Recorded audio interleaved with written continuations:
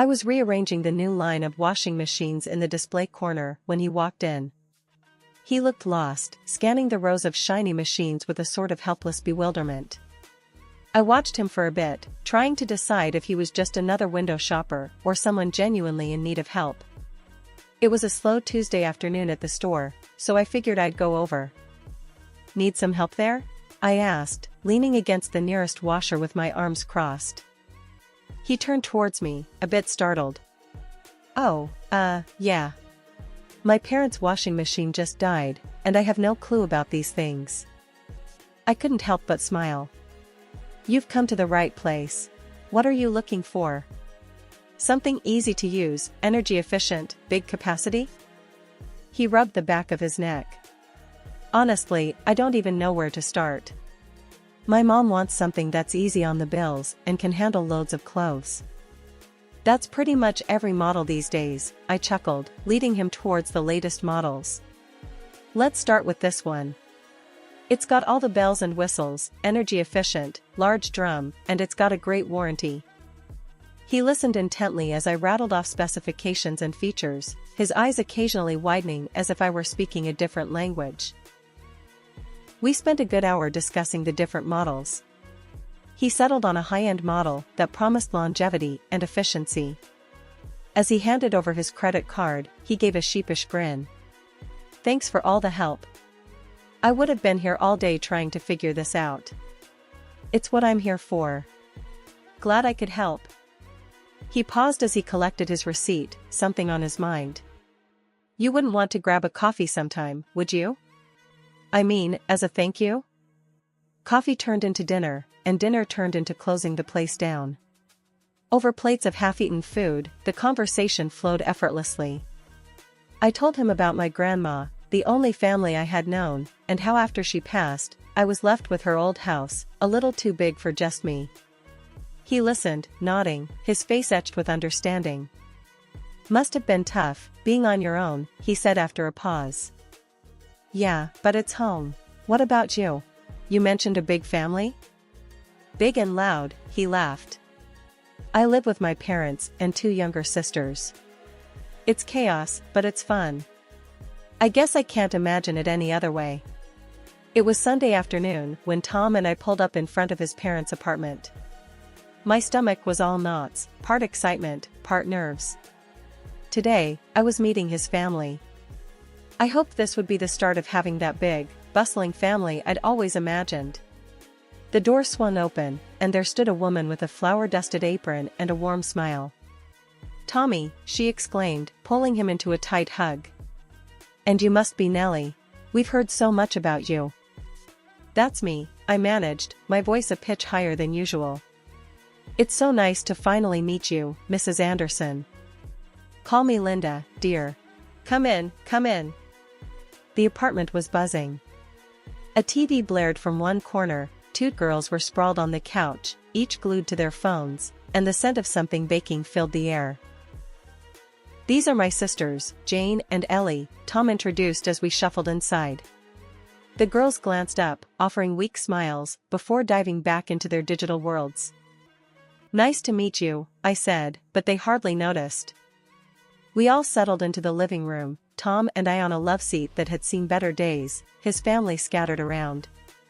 Linda brought over a tray of coffee and what looked like homemade cookies. "So, Nellie, Tom tells us you work at an appliance store?" Mr. Anderson, a stout man with a booming voice, started the interrogation over his rimmed glasses. "Yes, I do," I replied, trying to sound proud despite the simplicity of my job. "And raised by your grandma, that right?" Jane chimed in without looking up from her phone.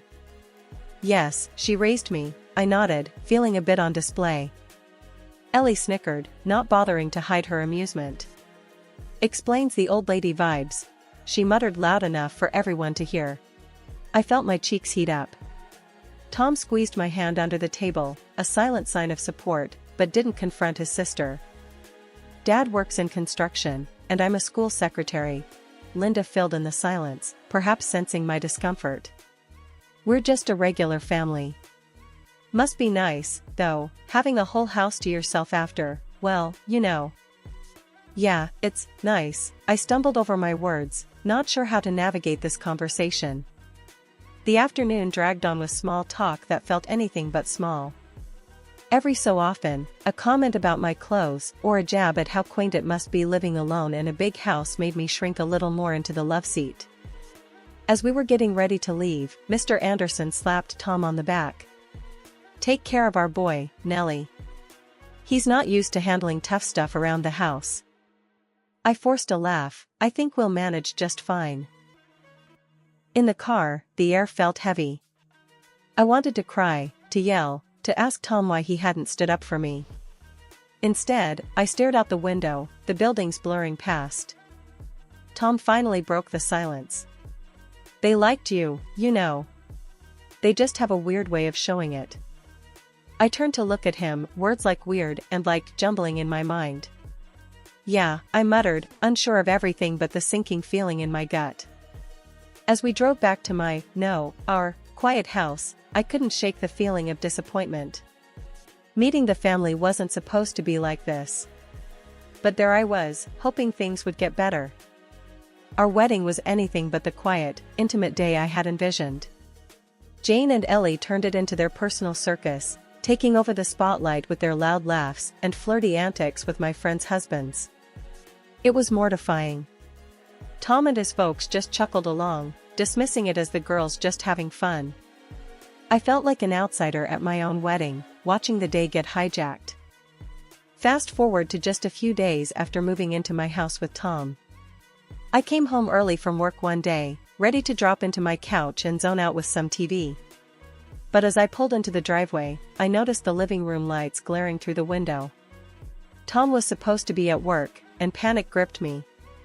Maybe it was a break-in? I called Tom, my voice shaking as I spoke. "Tom, did you leave the lights on? I think someone's broken into the house." He laughed, a sound that grated on my nerves. "Nah, it's probably just Ellie. I gave her a spare key. She needs a quiet place to do her schoolwork." Fuming, I stormed into the house, ready for a confrontation. There she was, Ellie, lounging on my couch, my laptop open in front of her, as if she owned the place. "What the hell, Ellie? That's my laptop." I snapped, my heart racing with anger. She looked up, unfazed, and shrugged. "Chill, Nellie. We're family now. I can borrow your stuff. I always take things from Jane without asking." "That doesn't work here, Ellie. You can't just take my things without asking." I tried to keep my voice steady, but inside, I was boiling. "Whatever," she muttered, eyes rolling as she reluctantly handed back the laptop. I snatched it from her, feeling a mix of relief and lingering outrage. The rest of the day, my mind raced with how to handle this. When Tom got home that evening, I was ready to lay into him. "We need to talk about your sister. She can't just walk in here and take my things. It's not okay." Tom sighed, the kind of sigh that told me he wasn't taking this seriously. "She didn't mean anything by it. Don't be greedy." That stung. I wasn't being greedy. I was asking for respect in my own home. But it didn't stop there. Ellie's visits became more frequent, each one more brazen than the last. She'd show up, make herself at home, eat our food, watch our TV, and leave a mess. Each time, she'd say the same thing. "Your house is so much nicer and quieter than our cramped apartment." I felt like I was losing control of my own space, my sanctuary turning into a free-for-all. Tom continued to dismiss it all, painting me as the unreasonable one for wanting boundaries. Saturday morning, and instead of the calm, lazy start I craved, it was chaos. Tom's parents and his sisters had turned my house into their weekend retreat, claiming it was too cramped at their place. "Morning, Nellie," Linda bellowed from the kitchen as I stumbled in, rubbing sleep from my eyes. "Hope you don't mind, we brought over some groceries. Thought we'd make breakfast here." Before I could even respond, Mr. Anderson, with a newspaper under his arm, commandeered the living room. "This couch is comfier than ours, don't you think, Linda?" Linda, busy unloading bags and cluttering my counters, just hummed in agreement. "Nellie, you got any coffee?" We ran out at our place. Yeah, it's in the cupboard. Help yourself, I muttered, my privacy shrinking by the second. Ellie and Jane were sprawled on the other couch, their belongings strewn all over. Ellie glanced up, her phone in one hand, a smirk on her face. Chill, Nellie, it's just for the day. Plus, your TV is way better than ours. As they settled in, turning my living room into a loud, messy hub, I felt my weekend slipping away. Tom, seeing my frustration mounting, pulled me aside. Babe, they just want to spend some time with us. What's the big deal? By noon, the house was in full uproar. Linda had taken over the kitchen, pots and pans clattering. Mr. Anderson had the TV blaring, football commentary echoing through the house. Jane and Ellie, meanwhile, had invited a couple of friends over, the front door seemingly revolving. Nellie, could you whip up some of your famous chili? The kids love it, Linda called over the noise, as if I had nothing better to do. I clenched my fists, forcing a smile. Sure, Linda. I'll get right on that. As I chopped onions, the sting in my eyes almost a relief from my brewing anger, Tom wandered in, peckish and oblivious. Smells good, babe. You're the best. I don't feel the best. I feel used, Tom. I slammed the knife down a little harder than necessary. He paused, a frown creasing his brow. It's just family, Nellie. Don't make it into something it isn't.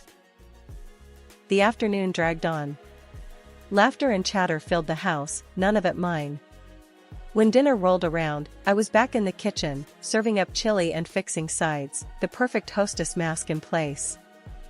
As they ate, compliments mixed with casual intrusions about our lives. You should really consider a bigger TV, Nellie. This one's a bit small for movie nights, Mr. Anderson joked, mouth full. Yeah, and maybe some new couches too, ones that match, Jane added, laughter in her voice.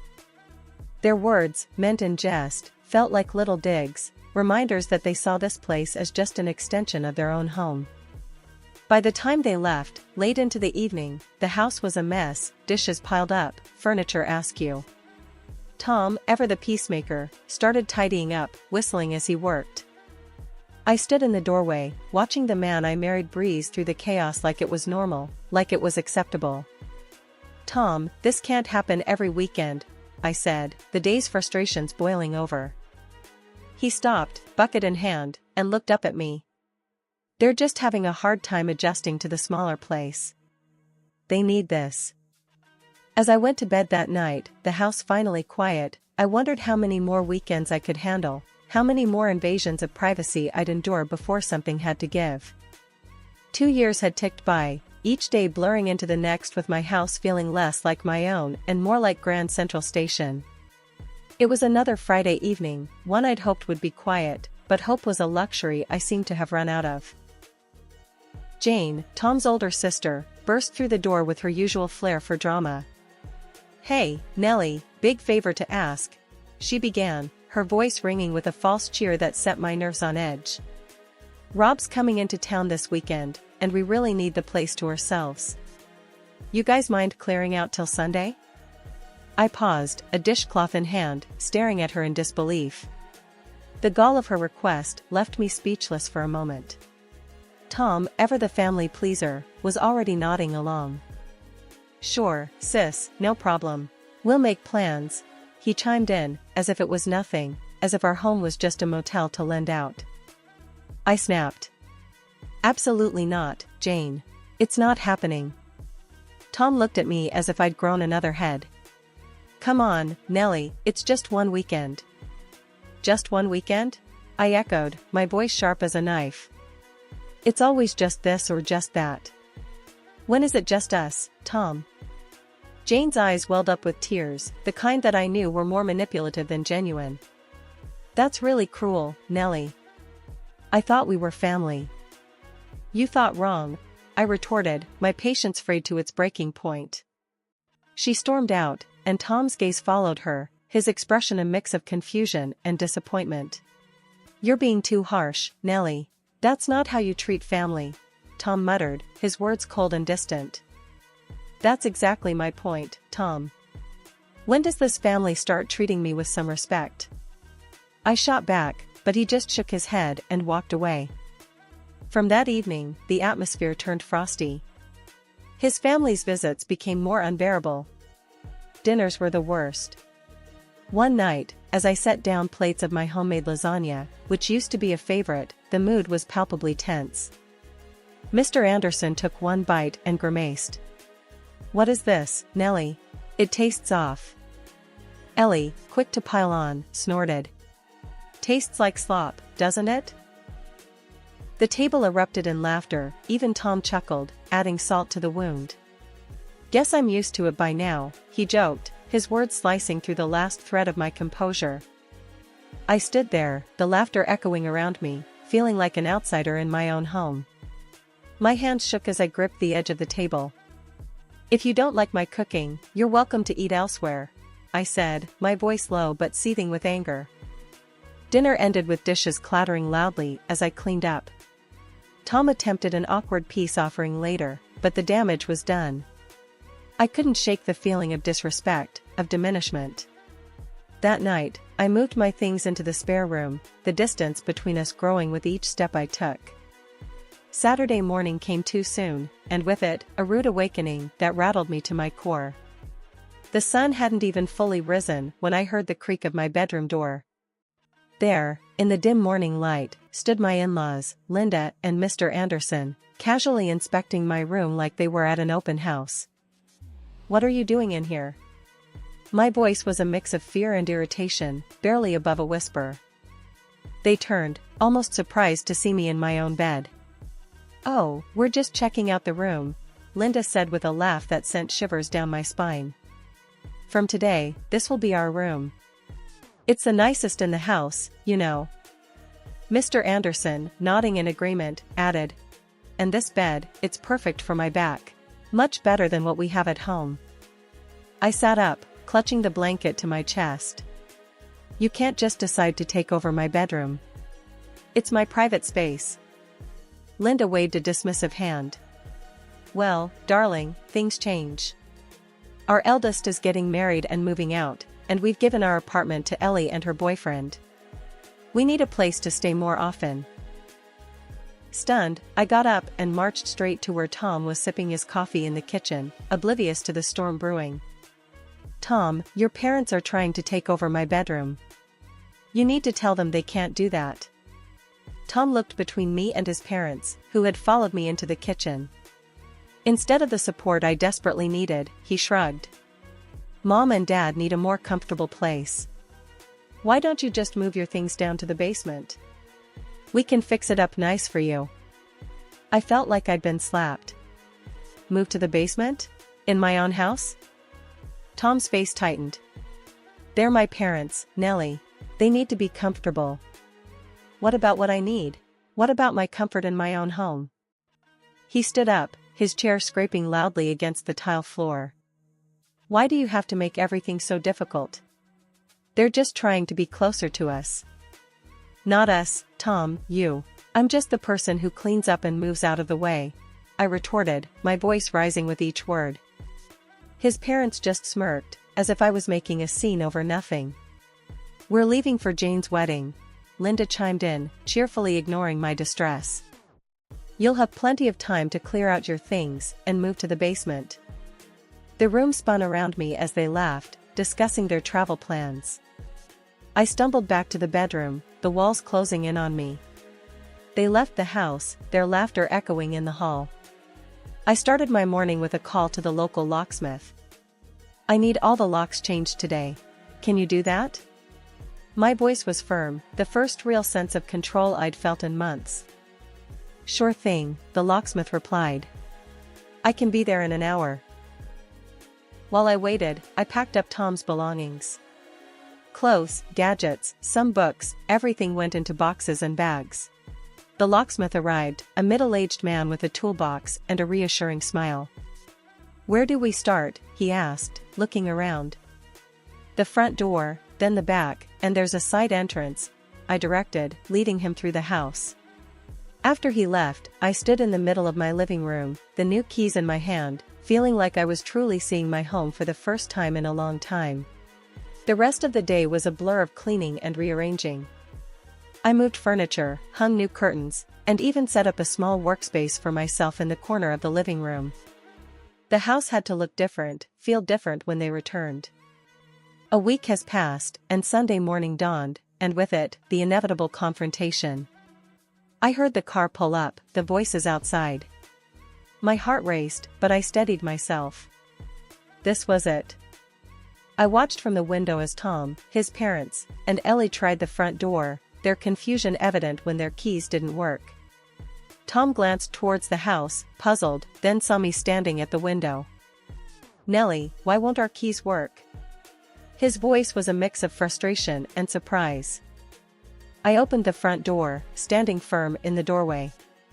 "I changed the locks, Tom." "What? Why would you do that?" His astonishment was almost comical.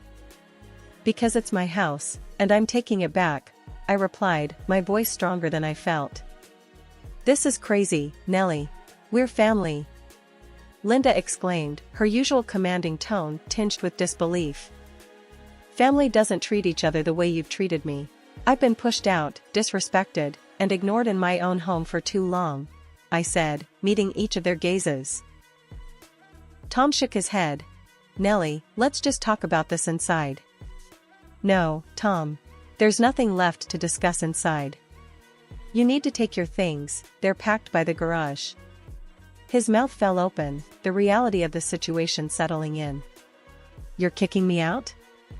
"I'm taking back my space. You decided whose side you were on, and now you can go back with them," I said, nodding towards his parents. The air was thick with tension as they reluctantly grabbed Tom's belongings. Words were exchanged, angry, pleading, confused, but I stood my ground. As their car finally pulled away, the profound silence of the house enveloped me. I leaned against the door, a tear escaping down my cheek. Not from sadness, but from the overwhelming relief of freedom. I woke up early that next morning, the sunlight streaming through my curtains with a promise of new beginnings. I had one thing on my agenda before I could fully embrace the freedom I had fought so hard for: mailing the divorce papers. I'd signed them last night, each stroke of the pen feeling like a step closer to reclaiming my life. I dropped the envelope in the mailbox, a heavy weight lifting off my shoulders with a soft thud as it landed. Now, it was just a matter of waiting. It didn't take long. The very next day, as I was rearranging my living room, trying to erase the remnants of a life I was eager to leave behind, I heard frantic knocking. It was Tom, clutching the envelope I'd sent, his face a mixture of disbelief and desperation. "Nellie, please, we can't end it like this. I've realized everything, I can change," he pleaded, his voice cracking under the strain. I leaned against the doorframe, the barrier between my new life and the past I was leaving. "Tom, you realized too late. Living here was just convenient for you. You were ready to send me to the basement while your family took over my house. Where was this realization when I needed you to stand by me?" Tom stood there for a moment longer, his shoulders slumping as the reality set in. Without another word, he turned and walked away. That was the last time I saw him. The divorce was quick. We didn't have much in the way of shared assets, and there were no children to consider, which simplified things. Within a few weeks, it was all over officially, but for me, it had ended the day I changed the locks. With my newfound solitude, an idea began to take shape, a project that would not only fill my time but also fulfill a childhood passion I'd long neglected. The basement, the very place Tom had suggested I exile myself to, would be transformed. I decided to turn it into a workshop where I could work on my woodworking, something I'd loved since I was a kid but never had the space or time to pursue seriously. I started clearing out the space, the physical labor a therapeutic contrast to the emotional turmoil of the past weeks.